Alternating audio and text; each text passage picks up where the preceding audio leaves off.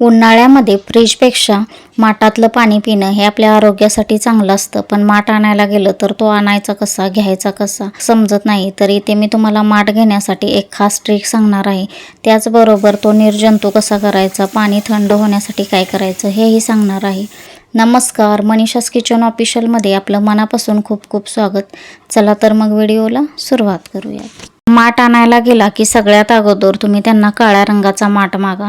कारण काळ्या रंगाच्या माठामध्ये कोणत्याही प्रकारचा रंग मिसळलेला नसतो आणि त्याच्यामध्ये पाणी पण थंड होतं. त्यामुळे काळ्या रंगाचा माठ हा सगळ्यात चांगला.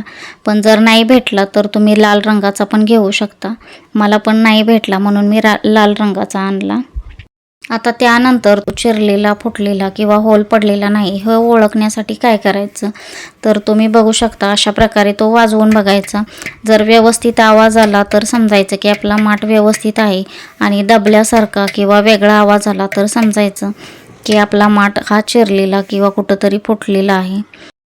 किंवा तुम्ही अशा प्रकारे सूर्यकिरणं येतात त्या बाजूला माठ पकडून बघू शकता. जर आतमध्ये तुम्हाला प्रकाश दिसला, उजेड दिसला तर समजायचं की आपला माठ फुटलेला आहे.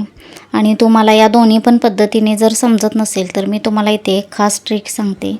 तर काय करायचं, जाताना 1 लिटरभर पाणी घेऊन जायचं आणि ते माठामध्ये घालायचं आणि सगळीकडे अशा प्रकारे फिरवून बघायचं. जर माठ कुठे चिरलेला, फुटलेला किंवा होल पडलेला असेल तर त्यातून ते पाणी बाहेर येईल. तर जर पाणी बाहेर आलं तर तुम्ही समजू शकता की आपला माठ व्यवस्थित नाही, तो कुठंतरी चिरलेला आहे किंवा फुटलेला आहे. असा माठ तुम्ही घेऊ नका.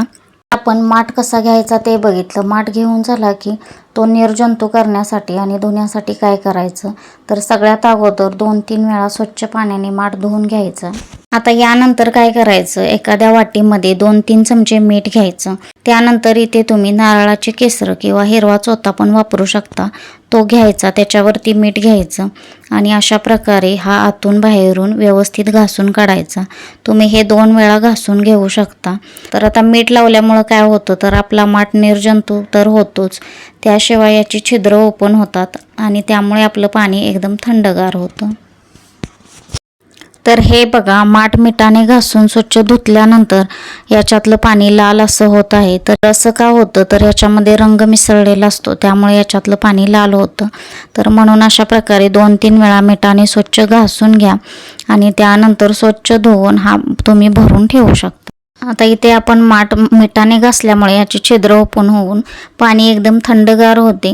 तरी तुम्हाला जास्त थंडगार पाणी पाहिजे असेल तर एखादं कॉटनचं सुती कापड घेऊन तुम्ही ते भिजू माठाला गोल गुंडाळू शकता. त्यामुळे पाणी आणखी जास्त थंड होईल.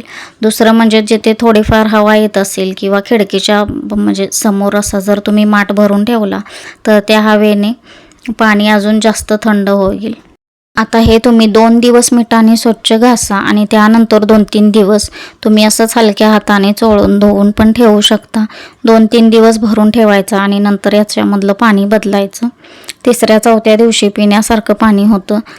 3ऱ्या दिवशी तुम्ही बघू शकता की याला जर वास येत नसेल मातीचा तर तुम्ही याच्यातलं पाणी पिऊ शकता. आणि जर तुम्हाला वाटलं की अजून थोडासा वास येतोय तर अजून एखादा दिवस तुम्ही हे भरून ठेवू शकता. तर मी इथे 2च दिवस पाणी भरून ठेवलं होतं. 3ऱ्या दिवशी अजिबात याला वास वगैरे आला नाही. मी 3ऱ्या दिवशी ह्याच्यातलं पाणी प्यायला चालू केलं. आता माठ भरत असताना एका गोष्टीची काळजी घ्यायची की भरलेला माठ उचलायचा नाही, नाहीतर त्याला तडा जाऊ शकतो, तो फुटू शकतो. त्यामुळे काय करायचं, दुसऱ्या एखाद्या भांड्यामध्ये पाणी भरून घ्यायचं आणि नंतर ते माठामध्ये ओतायचं.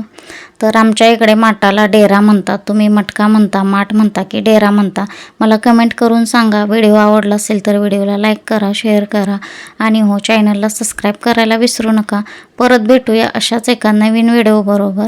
धन्यवाद.